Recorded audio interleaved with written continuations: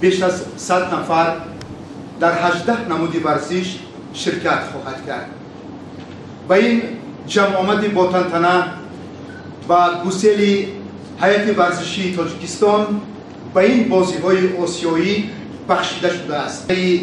مدال برنجی عموما مدال از منتخب تاجیکستان محترم اسماعیلوف اسرائیل. حالا سخن بر رئیس کمیته جوانان ورزش که از 19 سپتامبر تا 4 اکتبر سال 2014 در شهر اینچون کره جنوبی برگزار می‌گردد. یک جشن ورزشی است که قوای جسمانی ملت‌های گوناگون را متحد می‌سازد. ملت ما را در بازی‌های آسیا معرفی سازنده باشد. تاریخ قوای آن است که یک شخص می‌تواند اما که 10 نفر تاجیکانی هستند که دوی ما نامی آنها را بر زبان می‌گیریم. یوسف ابوسلام، شامیل علی، لیدیا کراچکова توسط این گونه شخصان پرچم جمهوری تاجیکستان نه طریق حتمی پداکولی اساس بازیگران بهترین ما رفته در این مسابقه بین‌المللی آسیایی معلومات کرده، تاجیکستان رو معرفی کرده، صحت سلامت کرده.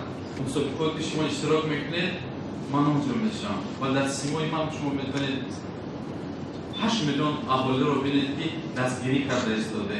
من از سیدی و همه بازیگران جوان که با همزمان بزرگ حسین در اینجا اشار اینجا کره جنوبی اشتراک می‌ورزم. از سیدی موفقیت بردم روی صفحه ما 23مین سالگرد استقلال خود را جشن می‌گیرد و در برابر این یکی از چهاربینی‌های مهمی سطح بین‌المللی یعنی رئیسی سازمان همکاری شانگهای را به ذمه دارد و روزهای نزدیک علاقه ما گروه کلان مهمانان را به دولت خود قبول می‌کنیم.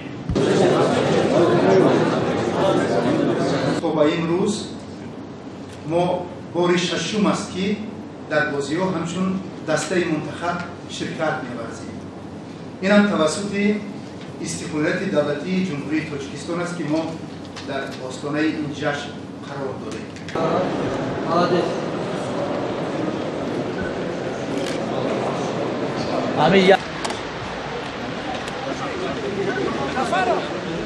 با تبسم خیلی گشته میریم در کامراش کنیم همکت گشته میریم صحبت قدر خشب میریم